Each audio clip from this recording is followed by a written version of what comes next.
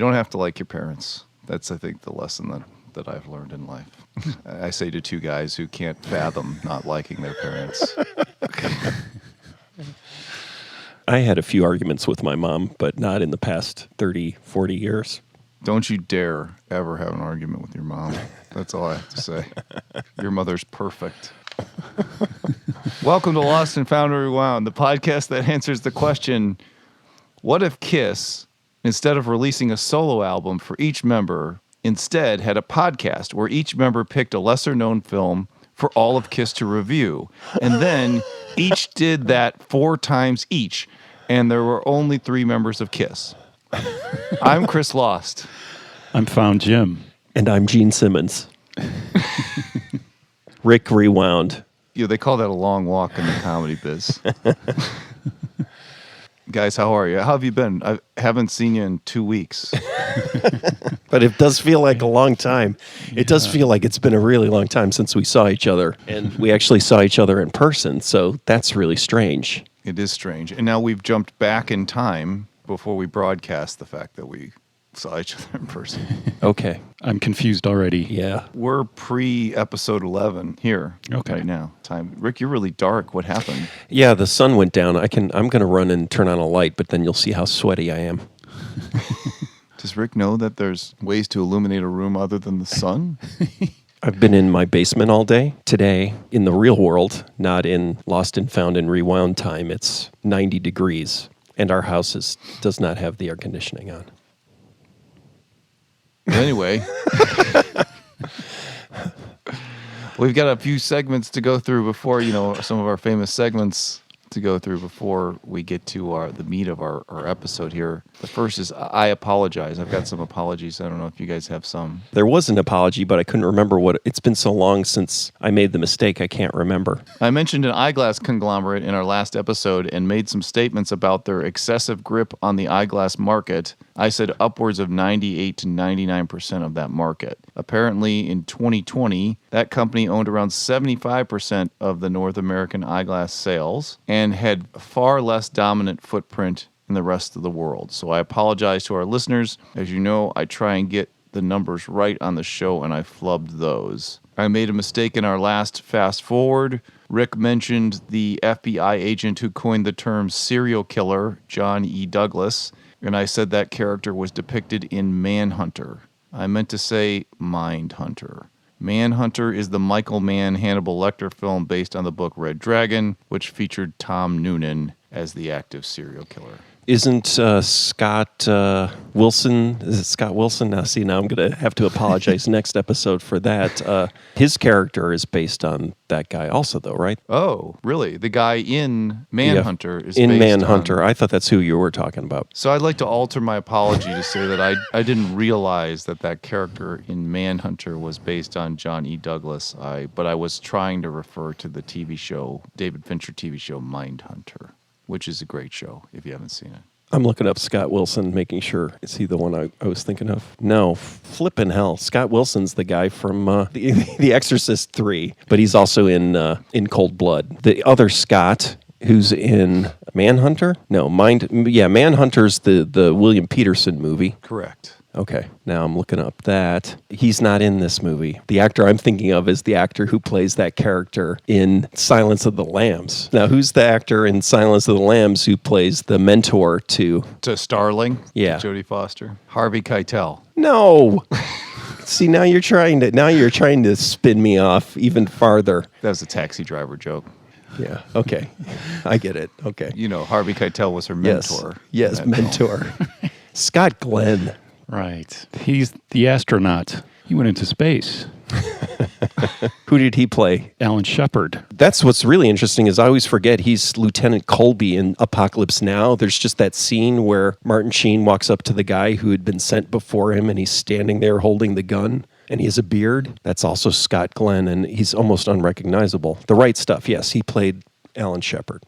Anyways, I said in a previous episode, who knows when and who knows where, I said Jamie Oliver was the designer of the famous Sex Pistols artwork, but Jamie Oliver is some chef, right? Jamie Reed is the famous graphic designer of the situationist-inspired artwork that became identified with punk rock. So, sorry, Jamie Reed. I'm pretty sure everybody listening to the show caught all of those issues and probably didn't stay around to listen after those mistakes. Probably didn't stick around to listen to hear us apologize for them. So that's a shame.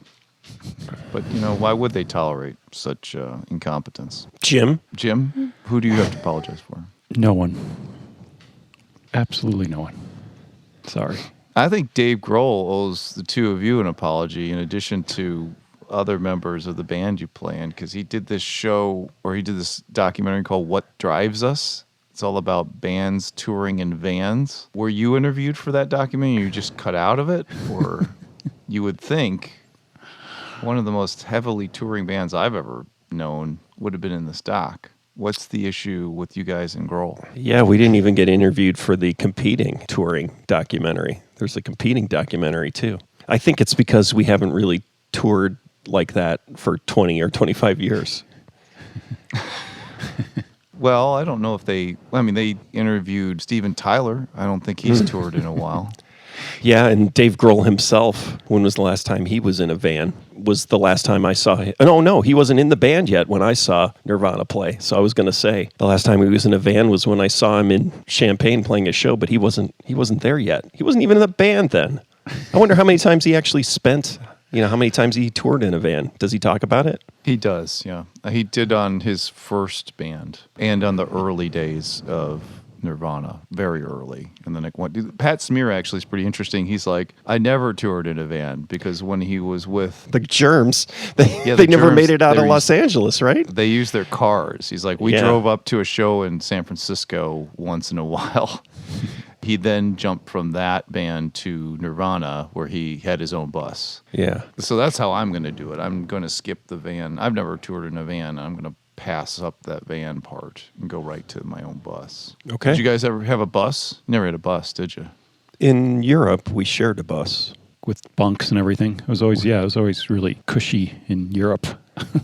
And you say cushy, Jim, and that makes people think that it's cushy, but actually, so the kind of bus touring we did in Europe, the one bus, there were 15 people on that bus. So that, cushy is, it's a little more cushy than a van because somebody else is driving it and you have a little bunk. But I think almost any other human would say sitting in a bus for 6 weeks with 15 other people or 14 other people sleeping in a bus is not cushy. That's true, yeah. With no hotels, too, of course. No hotels. And no number 2 in the toilet.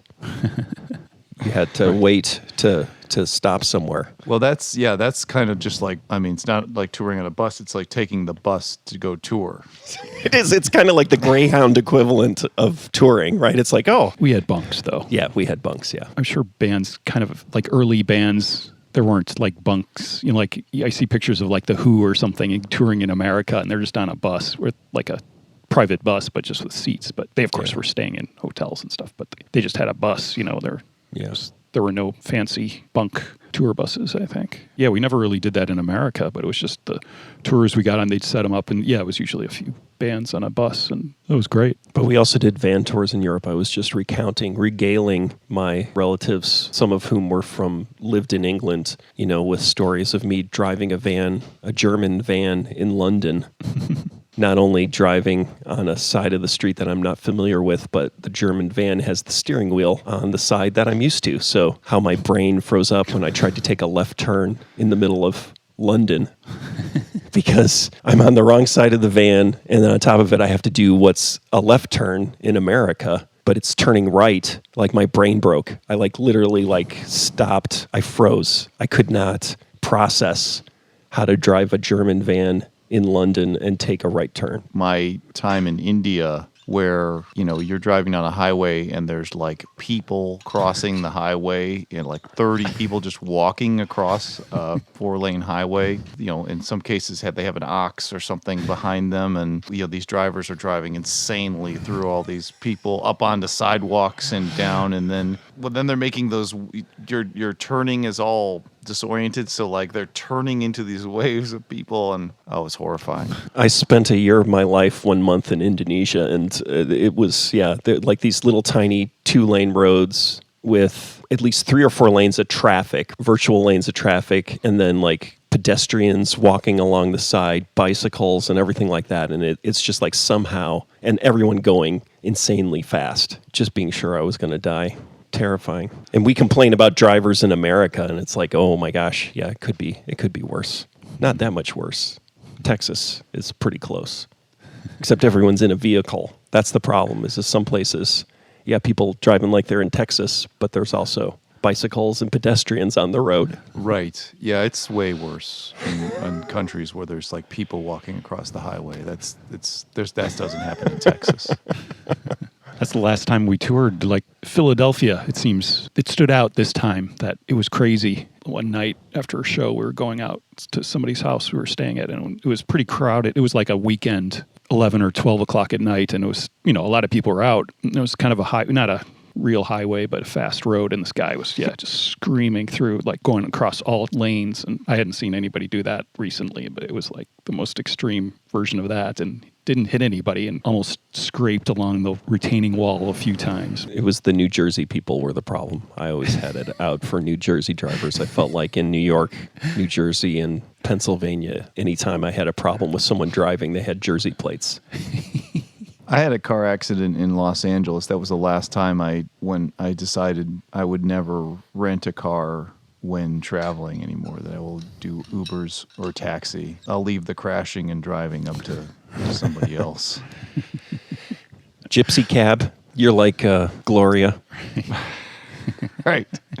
Yeah, I'd shoot 4 gangsters. Dead eye shot 4 gangsters and then hop in a taxi. Speaking of cinema, Rick, what have you watched lately that you'd like to share with us before we get into letting people know what our new film is? Since I have no short-term memory anymore, I don't know if I've watched anything. I remember one thing I watched, which was In Order of Disappearance. I think it's a Norwegian film, right? Stellan Skarsgård's in it. No, he's playing a Norwegian who lives in Sweden. It was remade as Cold Pursuit with Liam Neeson, by the same director. So it's one of those, I feel like we should do a podcast in the future about movies, foreign films, non-American films, non-English films that have been remade as an English film by the same director. The director of In Order of Disappearance, the Swedish film, remade it in English with Liam Neeson. Insomnia would be on that list. Insomnia. Well, no, Insomnia is not the same director, though, right? Oh, Funny Games. So, Funny Games. I'm trying to think. There's one other, so it might be a very short podcast, but it's always interesting. I had seen In Order of Disappearance before, but I watched it again because it showed up on a streaming service. So, have you guys seen that? It's no. Is it good? Oh yeah, I like it, and I like Liam Neeson. The Liam Neeson version too. It's the Liam Neeson Winter trilogy. So you have what's the wolf movie? The Gray.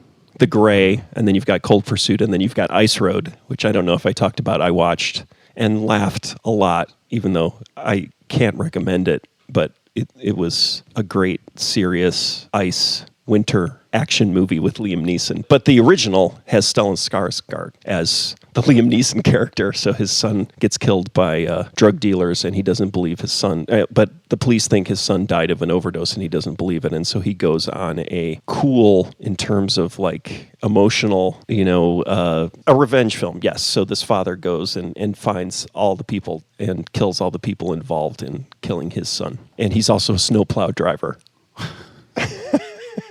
And Bruno Ganz is in it, the German actor, as a Slovenian gangster. The best thing about it is there's a graphical element to the film that I won't talk about because it's just fun to see it and enjoy what happens.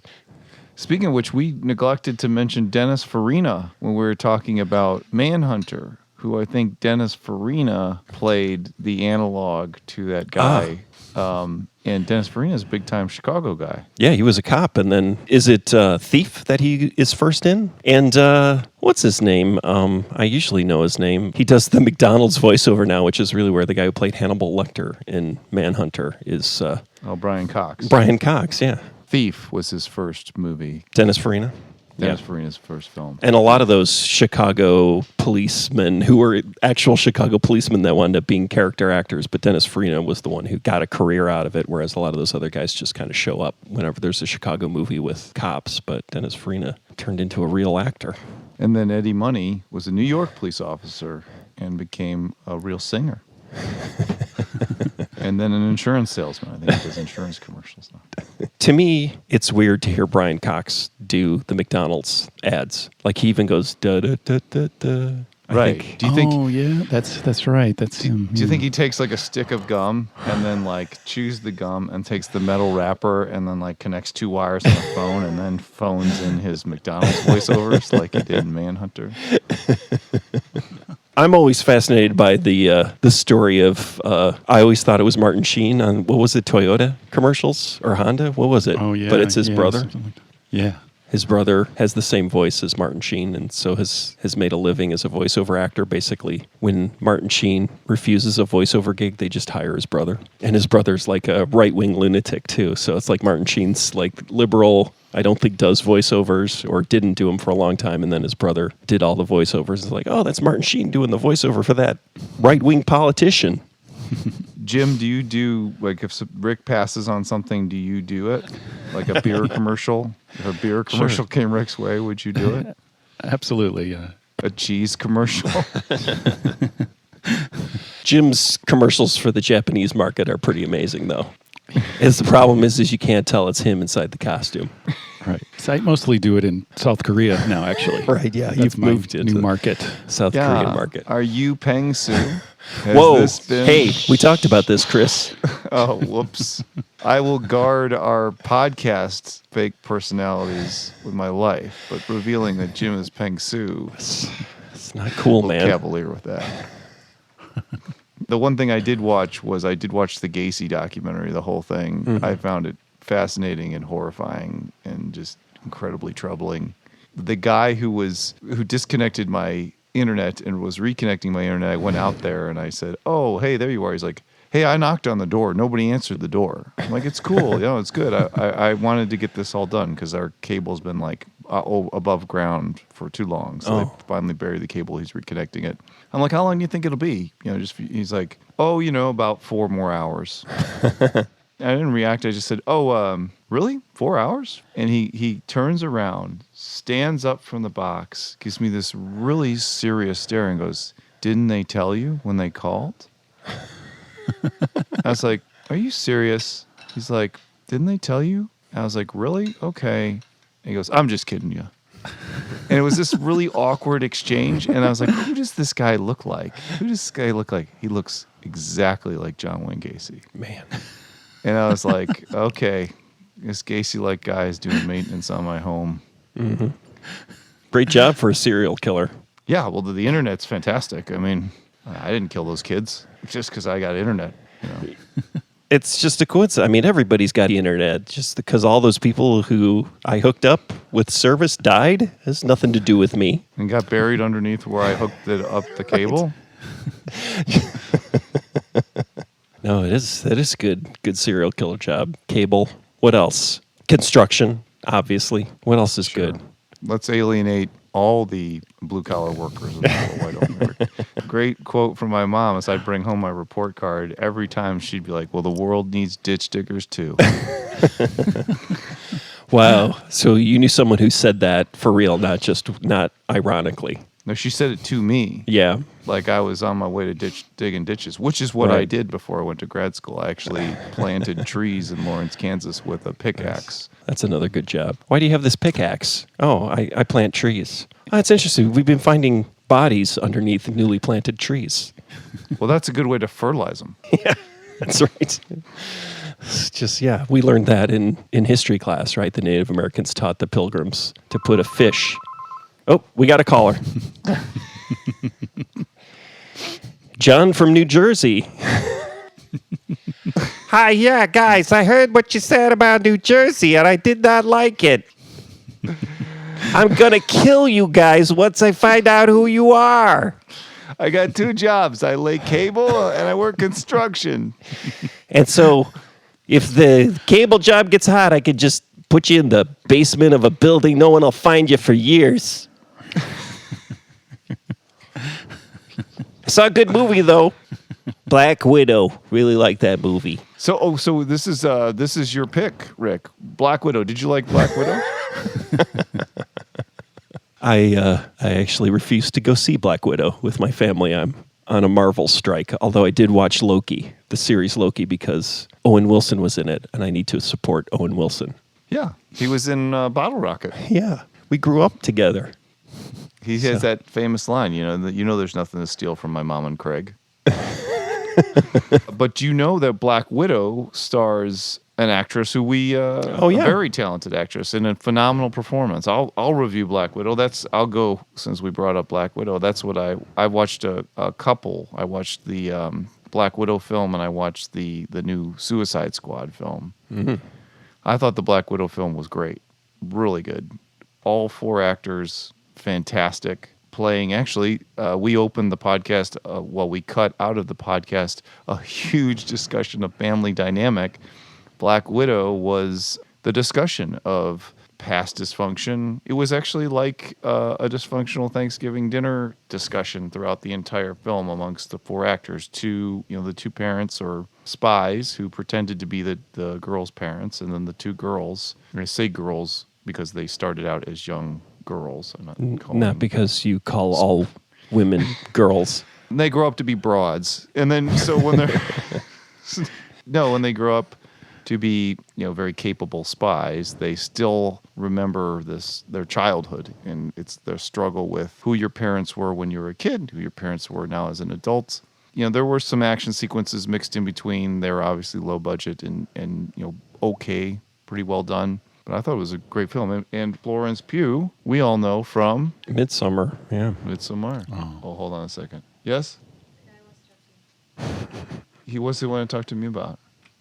Okay, guys, this is where it happens. I'll be right back. All right. Good luck. Call 911.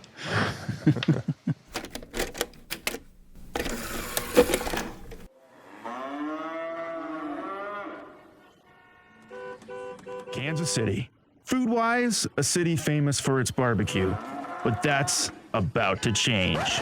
My name is W. Dave Keith, host of the podcast Taco the Town, and I believe that Kansas City is one of the most underrated, underappreciated, up-and-coming taco towns in the USA. On Taco the Town, we will shine a light on all the amazing tacos Kansas City has to offer. Kansas City is a great taco town filled with a variety of untapped taco stylings and flavors, and on the Taco the Town podcast, we won't stop until we've tasted every taco in the town. No taco table will go unturned. Each episode, we review a new taco joint with a special guest. We share taco memories, discuss taco topics, and put tacos to the test. We check the latest stories in taco news, and no taco is off the table on Taco the Town. If you love tacos, like I do, you're gonna love Taco the Town. Available on iTunes, Stitcher, Podbean, and Google Play. That's Taco the Town.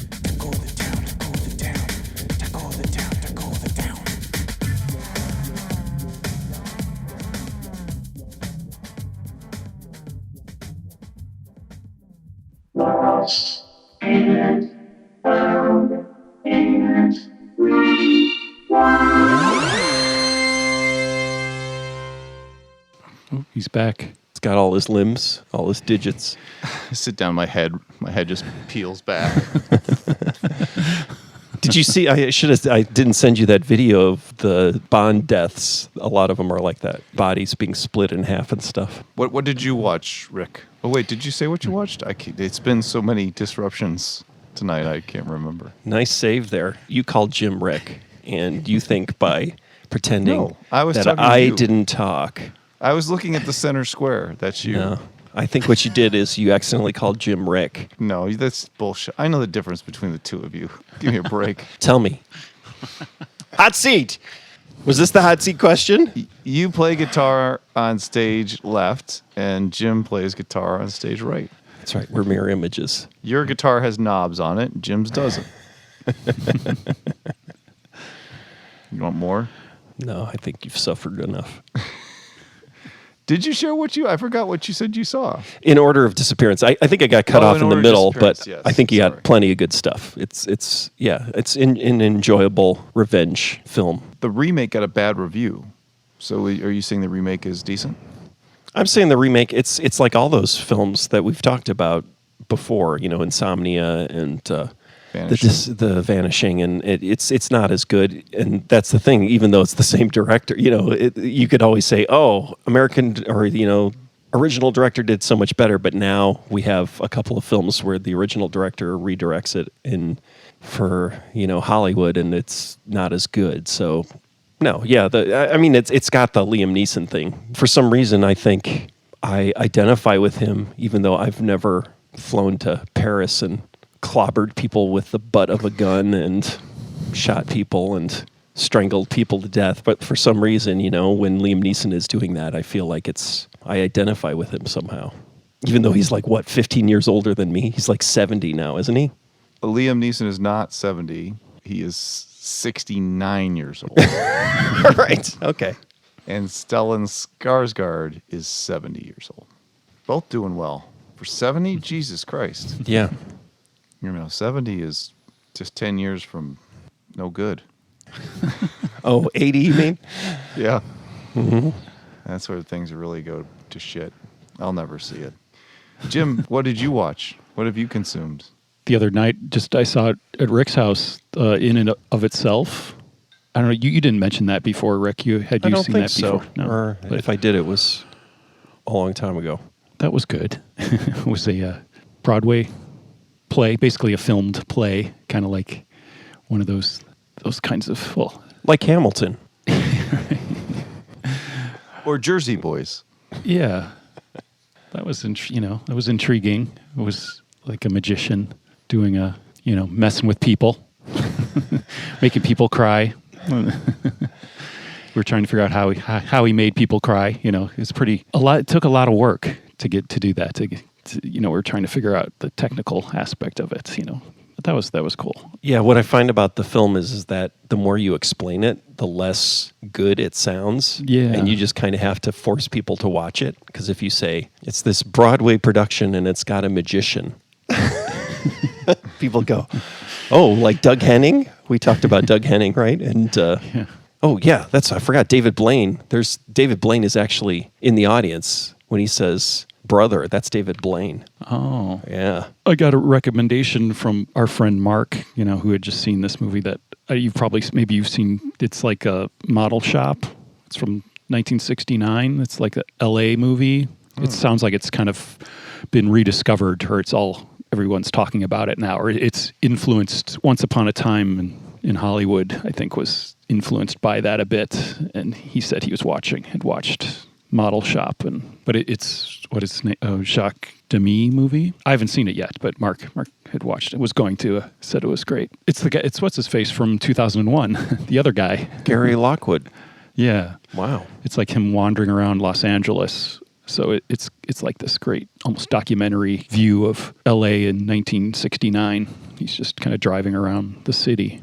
It sounds really interesting. Oh, it's the film that Jacques Demy made after The Umbrellas of Cherbourg, which is one of 3 musicals that I will watch and accept. Yeah. Oh, boy. That's a great recommendation. Yeah, Jim and I, not only did we get to all see each other for the podcast, Jim and I actually saw each other in a social situation just a few days later at a wedding. Yeah, it was great. What'd you think of that wedding, Jim? If you were to give it a rating.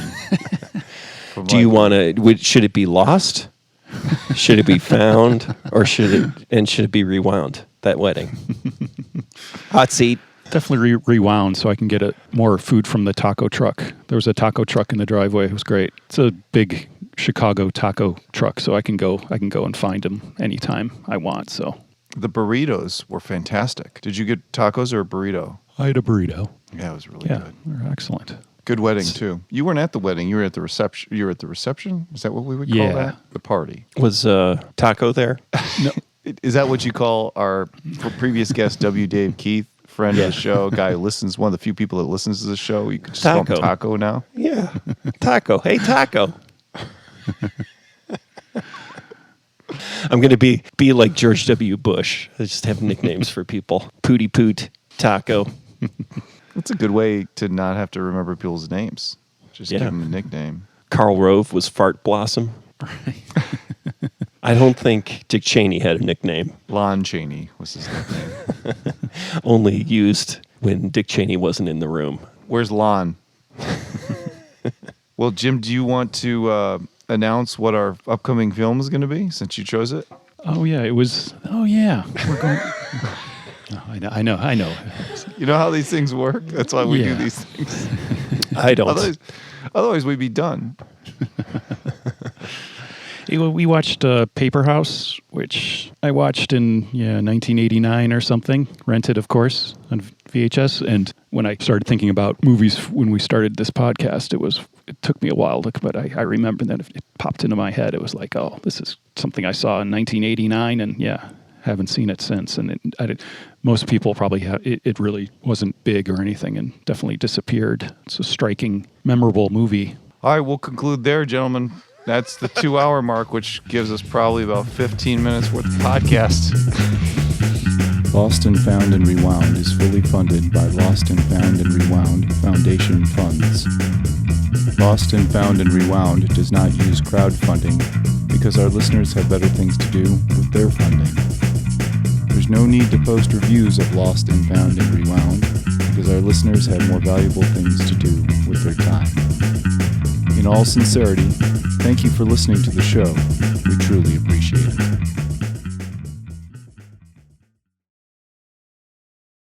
Lotus Pod.